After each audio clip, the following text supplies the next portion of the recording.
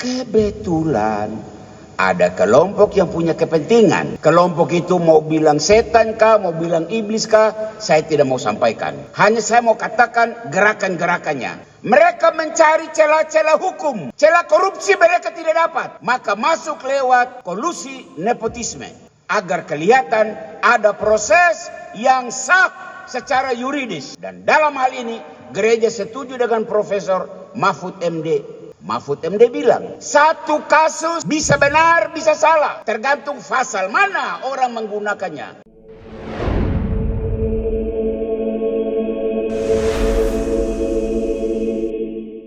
Yesus menang atas godaan iblis. Bapak-bapak, ibu-ibu, saudara-saudari dan anak-anak umat Paroki Katedral, secara khusus umat Amungme Moni Migani yang hari ini bertugas di gereja katedral, dan siapapun yang saat ini sedang mengikuti perayaan Ekaristi ini lewat live streaming multimedia Paroki Katedral. Yesus berpuasa selama 40 hari. Kita juga akan menjalani puasa selama 40 hari. Momen puasa, momen yang pas dipakai setan untuk masuk menggoda Yesus. Begitu pula setan melihat hidup kita dan dia mencari celah-celah momen mana dia masuk untuk menggoda kita. Mari kita masuk godaan yang dialami oleh Yesus. Godaan pertama menyangkut soal makan minum, menyangkut soal urusan perut. Setan mulai beraksi. Setan bilang, Yesus, kau puasa toh? Berarti kau lapar. Bagaimana? Kau kan punya kuasa besar sebagai putra Allah. Tinggal kau suruh saja batu-batu ini menjadi roti. Bagaimana? Bisa toh?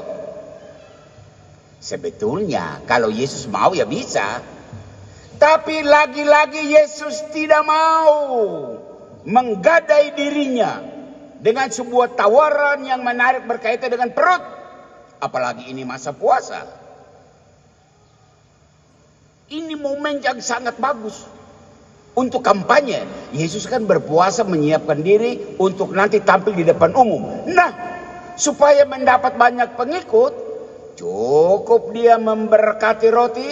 Selain dia bisa makan, juga pengikut-pengikutnya tinggal bilang Yesus memberkati batu-batu di daerah mereka, semua jadi roti. Maka kayalah para pengikut Yesus. Batu-batu bayangkan di daerah berubah menjadi roti. Toko roti besar-besaran dan banyak.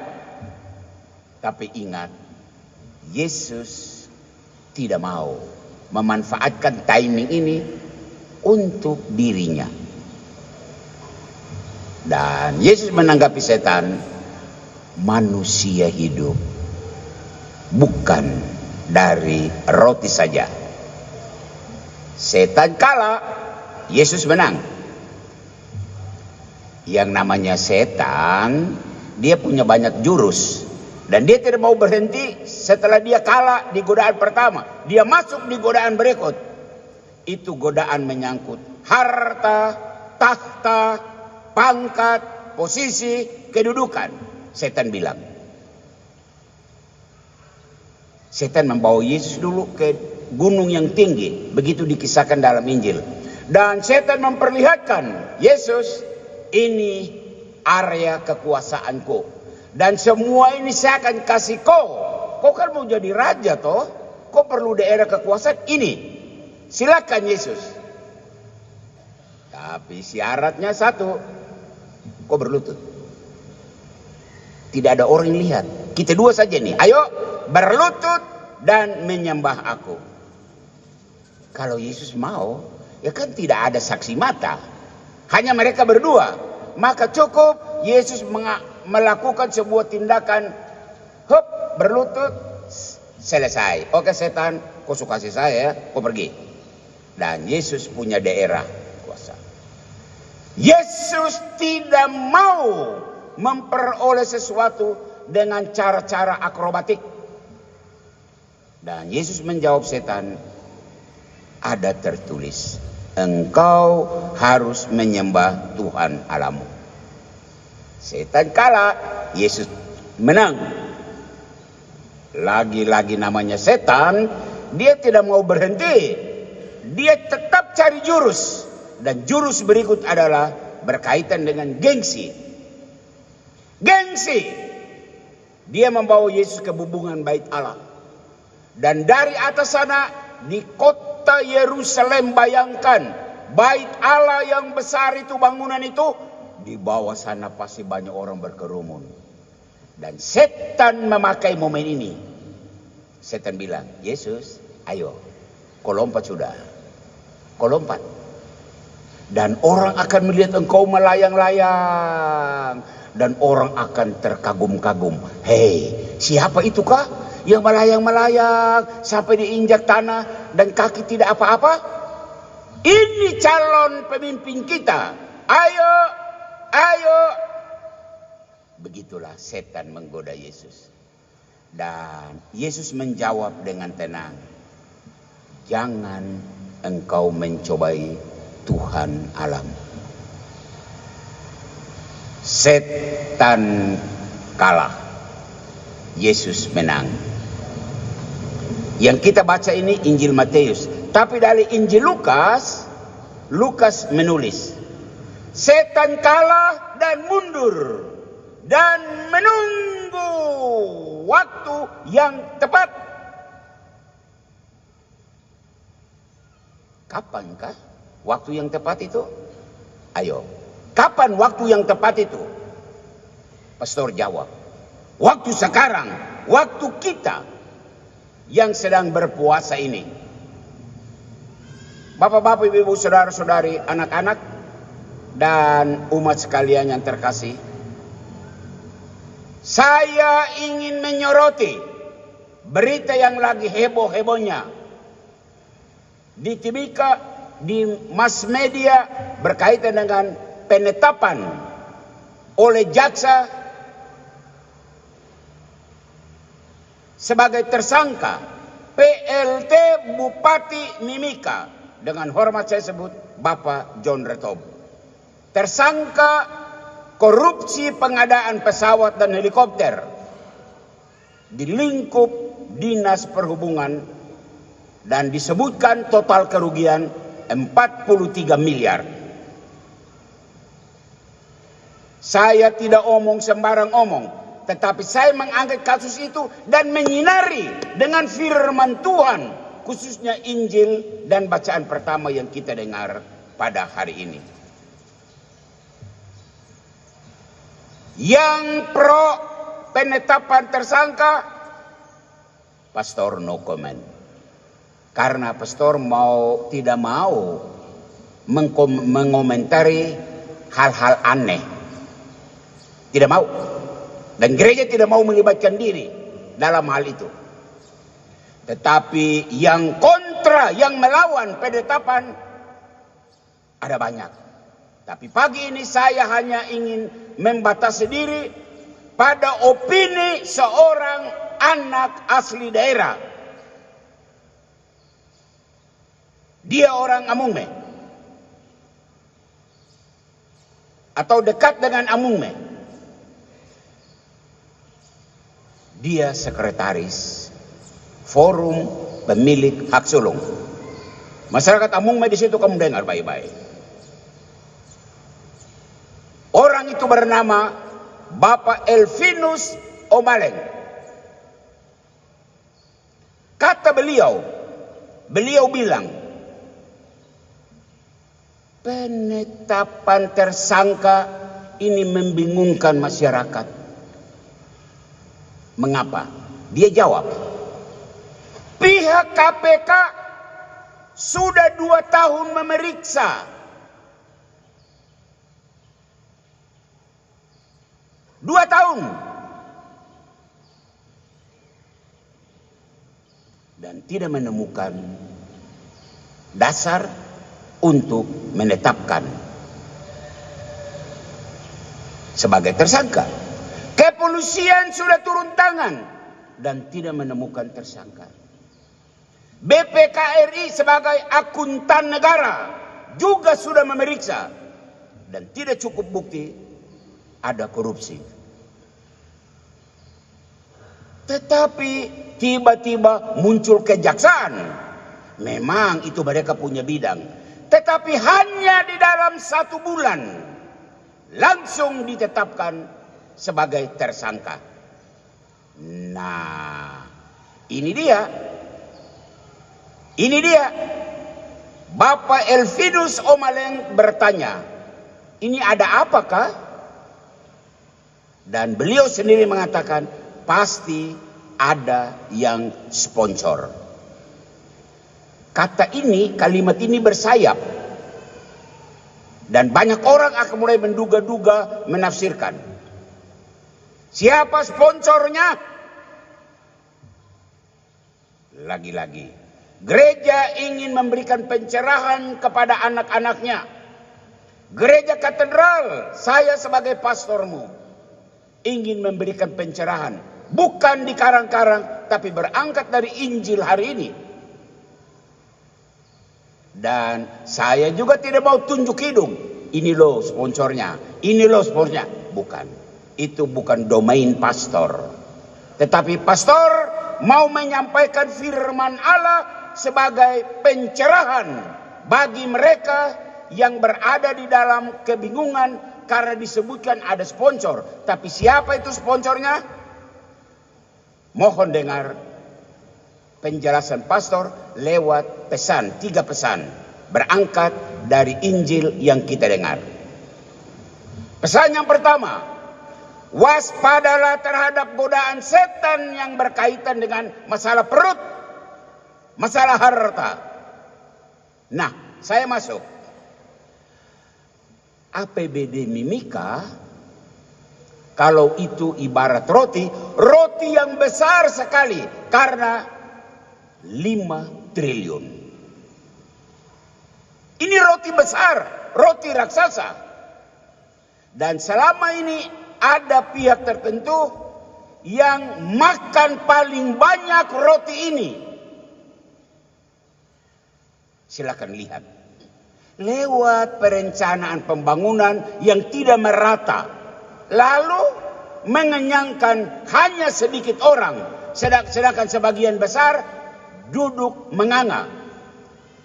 Amume, Migani, kamu jadi saksi hidup. Kamu tidak dapat apa-apa.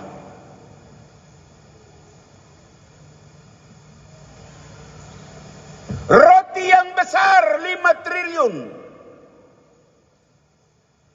digunakan, dipakai lewat pengusaha-pengusaha yang memanfaatkan kondisi birokrasi yang kacau balau. Sekarang saya masuk.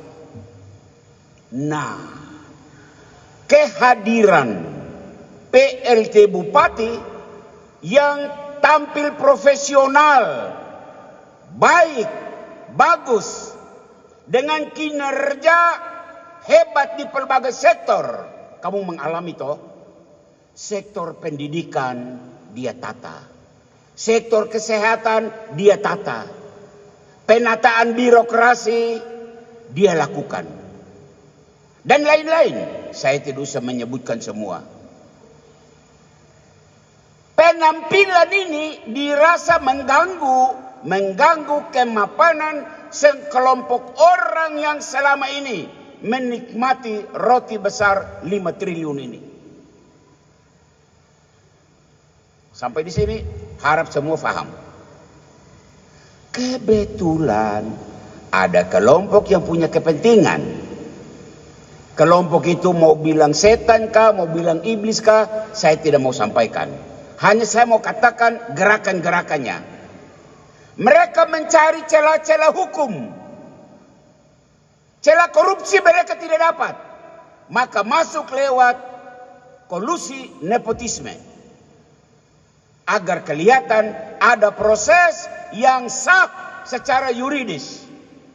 Dan dalam hal ini gereja setuju dengan Profesor Mahfud MD. Mahfud MD bilang, satu kasus bisa benar, bisa salah. Tergantung pasal mana orang menggunakannya. Kasus yang sama bisa dikatakan benar ditinjau dari pasal ini. Kasus ini bisa dikatakan salah ditinjau dari pasal ini. Maka gereja bilang, maaf orang hukum, gereja tidak masuk wilayah itu. Gereja tidak mau ikut bermain. Gereja hanya tetap berada di kebenaran. Dan kalau hukum menemukan kebenaran, gereja ada di sana. Berikut, ada kelompok yang siap untuk dibayar. Dan kelompok-kelompok itu cari-cari kesalahan orang. Mereka membesar-besarkan masalah. Istilah kerennya, memblow up. Memblow up. Mereka menyebarluaskan berita.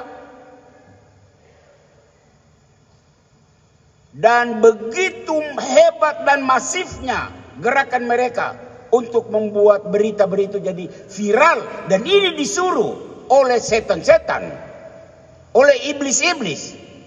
Dan ada pemilik media online, anak-anak muda yang baru datang di sini. Kaki belum kering, turun dari kapal kaki belum kering. Tapi mereka berusaha untuk merusak tanah daerah ini. Orang Papua, kamu dengar baik-baik. Jangan sampai Anda digiring kepada tempat yang salah. Ini bapakmu, bapak omong, kamu dengar. Jangan sampai Anda diperdaya. Ada orang baik yang membangun daerahmu. Dorong dong, bantu dong. Jangan diam. Usir itu pembohong-pembohong yang mau merusakkan daerah ini. Mereka tidak kerja dengan free, mereka dibayar. Dibayar untuk mengirim berita viral yang menyudutkan seseorang. Ternyata tawaran setan untuk merubah batu menjadi roti. Yesus menolak. Yesus menang, setan kalah. Tetapi sebagian orang sebaliknya. Ada manusia-manusia di tanah ini. Tanah Amume Kamoro. Mereka menerima tawaran itu. Kelihatan mereka menang. Tapi mereka kalah dalam soal kebenaran. Yesus menangis. Itu pesan pertama. Pesan yang kedua. Waspadalah terhadap godaan posisi dan takhta.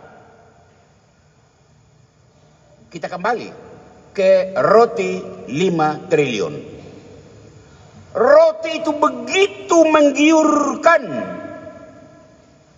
menggiurkan banyak orang, sehingga mereka berlomba-lomba untuk bisa mengatur roti itu. Dan siapa punya posisi mengatur roti? Ya jelas dong, Timika 1. Maka dalam rangka tahun politik ini ada sekelompok orang yang berjuang untuk bisa menjadi Timika 1. Dan saat dia menjadi Timika 1, dia punya kuasa untuk mengatur 5 triliun ini. Lagi-lagi kehadiran PLT Mimika, Bapak John Retop, membahayakan posisi mereka. Karena apa? PLT dengan penampilan yang wah, hebat. Yang kroco-kroco ini mau jadi seperti dia tidak mungkin. Satu-satunya jalan adalah jatuhkan dia, supaya dia juga jangan ikut. Dan kalau jangan ikut, maka kita bebas untuk lenggang-lenggang kangkung ke Timika 1. Sebab kalau dia tetap ada, maka kita sulit untuk berjuang, kita sulit untuk berlomba, kita sulit berada untuk bertanding dengan dia. Itu dia. Karena tidak ada saingan itu, maka PLT Mimika harus dijatuhkan. Nah, setan masuk pada momen ini. Dan setan bilang, cobalah. Dan ini mohon orang Papua dengar. Amung me Kamoro di tanah ini dengar. Cobalah kau bantu kami untuk jatuhkan PLT itu, PLT Mimika. Coba kau kasih opini sebagai tokoh masyarakat. Astaga. Mereka tidak memberikan statement percuma-percuma, mereka dibayar untuk itu. Dan ini kita masuk ke pesan yang ketiga. Godaan berkaitan dengan gengsi. Setan masuk lewat gengsi. Dan setan bilang begini, hei kau tokoh masyarakat toh, kalau kau omong pasti orang dengar. Jadi, nih, ayo omong sebagai tokoh masyarakat. Usahakan, paksakan supaya PLT Mimika ini dijadikan tersangka. Maka tokoh yang minim pengetahuan ikut ajakan setan. Ia lalu lompat seperti yang disuruh oleh setan kepada Yesus. Ayo Yesus, lompat dong, lompat dong. Orang akan lihat engkau luar biasa dan orang akan ikut kau. Persis itu yang dipakai setan kepada tokoh masyarakat. Amung mendengar baik-baik ya. Kamu disuruh untuk lompat, artinya bicara sesuai keinginan mereka. Duh kasihan, bisa tolong kah? Pakai otak kah? Pakai hati nurani kah? Tanah ini tidak boleh lagi digunakan untuk orang mencari fulus. Tidak. Kalaupun fulus dikeluarkan untuk Anda, orang Amungme, Kamoro, Migani, dan suku-suku lain, supaya kita menjadi sejahtera. Saya punya tugas sebagai pastor menyampaikan pencerahan ini dari sudut firman. Gereja tidak punya pretensi apapun. Gereja hanya berada di pihak kebenaran. Dan gereja berusaha untuk menyampaikan kebenaran itu. Kalau kebenaran itu milik sebelah kiri, gereja akan berpihak pada sebelah kiri. Kalau kebenaran milik sebelah kanan, gereja berpihak kepada sebelah kanan. Tuhan memberkati orang Papua. Tuhan memberkati Amungme, Migani, dan Papua pada umumnya. Kamoro, Tuhan memberkati kita semua yang hidup di tanah ini untuk mencari hidup dan meningkatkan taraf hidup kita. Amin.